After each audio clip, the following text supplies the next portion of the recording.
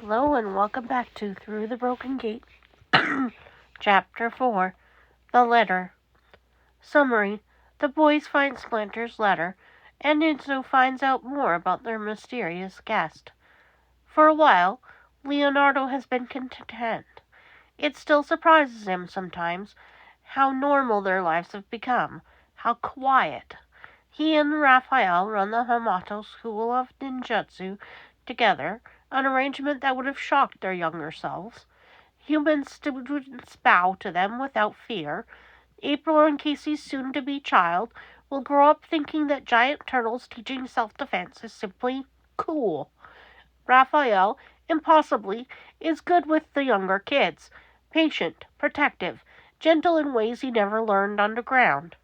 Michelangelo thrives in the spotlight as the Turtle Titan, an official Justice Force member. Donatello attends university, surrounded by peers who can finally keep pace with his mind. It is a good life. It would be perfect if not for Splinter. Leonardo noticed it first in the small things. Their father no longer surfaced to check on them every few days. His steps were slower, his breathing shallower. He forgot where he put the teacups in the kitchen, and they had lived in for years. He would stand in rooms too long, staring at nothing, then blink as if waking from a dream. There was a reason they'd moved to the surface. Doctors lived on the surface. Leonardo wasn't Donatello. He wouldn't insult his brother by pretending otherwise. But he wasn't blind. He noticed how Splinter's attention slipped, how his words sometimes looped, how, after the disaster in the digital world, pieces of their father seemed fragmented. Donatello confirmed it quietly one night. Some form of dementia, mutated, accelerated. The knowledge settled like a stone in Leonardo's chest. That was why they built Splinter a room in their school. Warm, enclosed, familiar. A den, as close to the old culvert as they could manage. It wasn't finished yet. And then Donatello had called. "He's gone." "What do you mean, gone?" "Father went to the Vital Nexus, but the gate won't open. And Leo—" Donnie's voice broke. "I found a letter. It's bad." When Leonardo returned to the lair, the signs were everywhere. The teapot sat in the freezer, still full. Splinter's room was disordered in ways it had never been. Dust where there shouldn't be dust, and the dojo doors were closed. The dojo doors were never closed. Leonardo tried the gate himself. The symbols flared weakly, then collapsed. "Where's this letter, Donnie?" Donnie shakily brought out a letter. It was almost crumpled in his fist. "My sons, my beloved boys, I am writing before the light goes out again. The thoughts slip so fast now, like catching water in my claws. I must write quickly. I must remember, even when it is painful. I never told you that when we first met. I struggled. My body told me you were food. My heart told you you were mine. I chose love. Or did you choose me? I do not know any more. I remember the first winter after we mutated. You slept so long. I thought you were gone. I paced for hours, days. You were so small then, so still. I should not write this, must write this. If I forget later, you must know I tried. I tried to be your father, but I was lonely before you. So lonely. The quiet hurt. The sewers were empty. The world was empty. I am sorry I was not whole. My thoughts. Wait, no. I must speak to each of you. Leonardo, my eldest not by birth, but by burden. I leaned on you because I could not stand alone. I made you leader before you learned how to be young, before you learned how to play. I am sorry. You should not have raised your brothers. You should not have raised me. If I forget your face some day, know that I knew you once. Know that I loved you. Raphael, my strong son, my angry son, your anger frightened me, because it sounded like my own voice when I failed. I corrected you when I should have comforted you. I scolded you when I should have told you I was proud. You must know this. I am proud of you. I always have been. You are not too much. Your fire kept this family warm when mine dimmed. Michelangelo, you laughed even when the dark pressed close. You made the world lighter. I told you to hush, to focus, to grow up, because joy felt fragile, and I feared losing it. I feared losing you. Your smile saved me more times than you know. I wish I had let you be yourself, without trying to shape you into something quieter, something easier. Donatello, my brilliant child, you learned to fix the world because I could not give you a world that fit you. I kept you hidden when I should have guided you towards the light. I knew you longed for others who could keep pace with your mind. I saw it. I pretended I did not. For safety, always safety. I am sorry safety cost you so much. You deserved teachers. You deserved friends. You deserved more than I could give you underground. My mind is slowing down. My mind. I lost the last line. I do not remember what I meant to say. I find things in strange places. The teapot in the freezer. Your old room door is closed. I do not remember doing that. I forget where I sleep. I forget what day it is. Sometimes I forget. I do not want to write this. Sometimes I forget I am safe. The instincts return. I am frightened, terrified, scared. I am frightened of what I might do if I stay. I do not want instinct to win this time. Not at the end. Not after everything we built. I am going to the battle nexus, and then to my master's master. I will meditate. I will rest.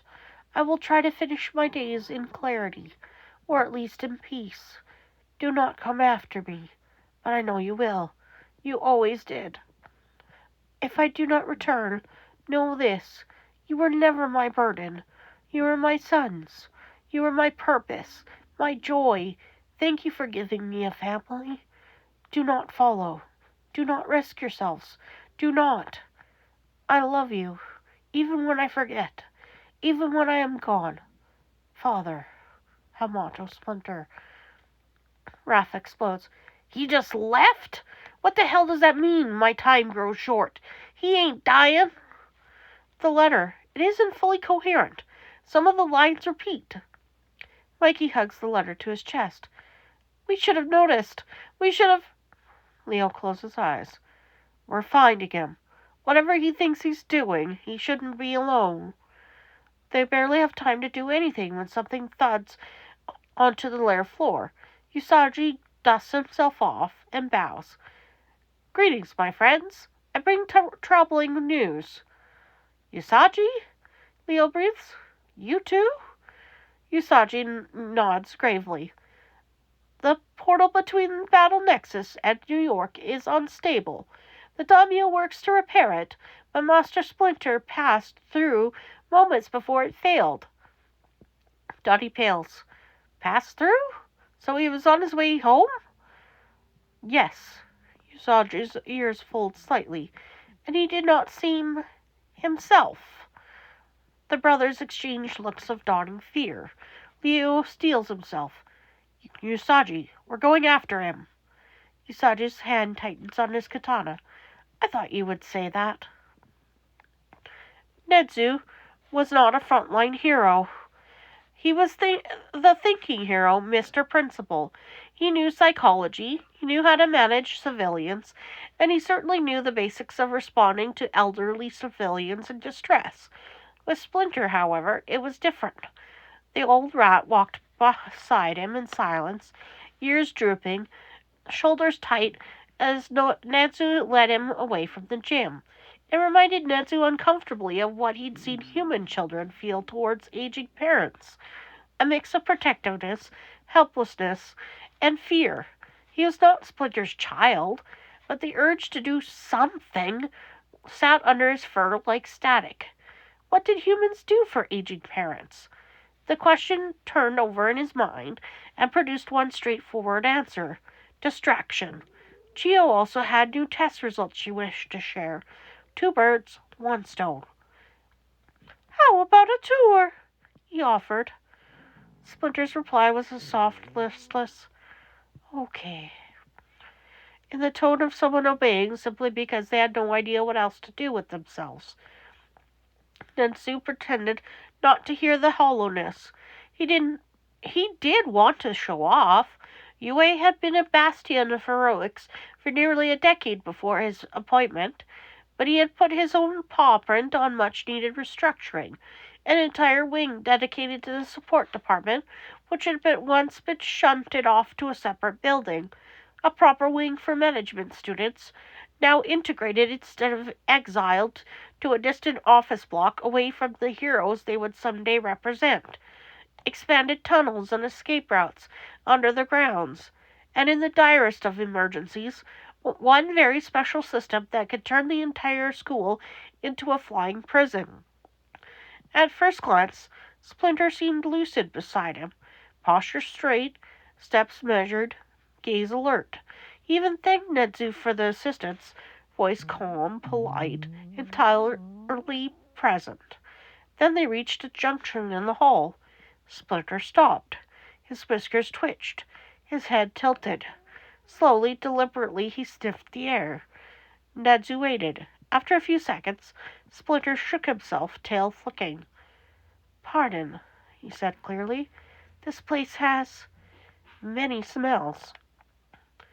It does, he agreed. You're doing well.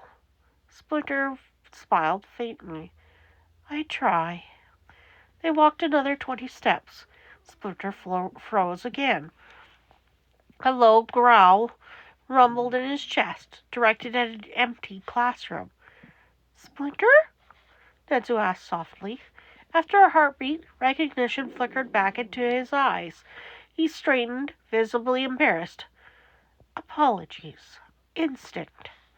He resumed walking without further comment. The next flip was instant, terrifying. Nedzu filed it away. They made their way to the support classroom. He didn't make it to the sales pitch. Without warning, Splinter shoved Nedzu back, dropped low, perfect defensive stance. Lucid, focused, dangerous. Another low growl, this time directed at the door, as if saying, back off. Nedzu hadn't even heard the explosion coming. My, what happened here? He asked mildly, stepping out from behind Splinter. He helped the excitable pink-haired Kit to her feet and checked her for obvious injuries. He was no Chio, but he had completed emergency response training like any other hero. Sorry, Mr. Principal, Hatsune beamed, soot smudged and utterly unrepentant. Guess I put too much fuel into my jetpack, baby. But look, I think I discovered something even better. Nedzu had never learned what better was. Splinter reached out, touched the spot at the base of her neck with effortless precision, and Hatsune crumpled bonelessly into his arms. Whatever did you do that for? Nedzu asked, keeping his tone light. Donatello has not slept, Splinter explained fondly, as if describing a child. This happens when he forgets. That smile lingered a beat too long, then faded. Splinter blinked, looking around. Oh, was I doing something? He looked out at May, smiled fondly again, then politely asked Majima where he could put Donatello to bed. Nedzu did not correct him. The more information Splinter let slip, the easier it would be to track down these children and tell them their father was here. The problem was that every attempt to follow the name Hamato ran into a wall. For some reason, the U.S. government grew very tight-lipped whenever he pushed the matter. It was irritating. In the back, Majima said, after a beat. Same bed as always. Nedzu watched, unexpectedly moved, as Splinter carried Hatsune to the cot tucked into the rear corner. The old rat's paws were steady and gentle. He settled the girl, tugged a blanket over her shoulders, and patted her head with the easy familiarity of long practice. Then his loud stomach growl cut through the lingering smell of smoke. "Ah," Netsu said. "I think I know where we should go next." He led Splinter away from the support studio at a slow pace. He still didn't know how to ask for more information without feeling like a predator circling wounded prey, so he resolved not to ask. Not yet. They met Hound Dog in the hallway on the way to the cafeteria. Normally, Netsu would have ordered his meal to go and eaten in his office away from the cacophony of hungry kits. Today, pride and curiosity won out. He signed a quick request to Rio in hero hand sign, assist elderly, confused, and received a sharp nod in return. By the time they reached the cafeteria, Splinter had drifted again. He sniffed corners, paused beneath vents, once tried to climb into the ceiling before being redirected. Hound Dogs fell into step on Splinter's far side, an unobtrusive but solid presence. "What would you like to eat?" Netsu asked aloud when they reached the counter. "Anything is fine," Splinter replied. "Though, if you had pizza, I would like that." Netsu's paw tightened on his tray slightly, another lucid moment, and this one tied to food. He remembered going from lab pellets to scavenged alley scraps.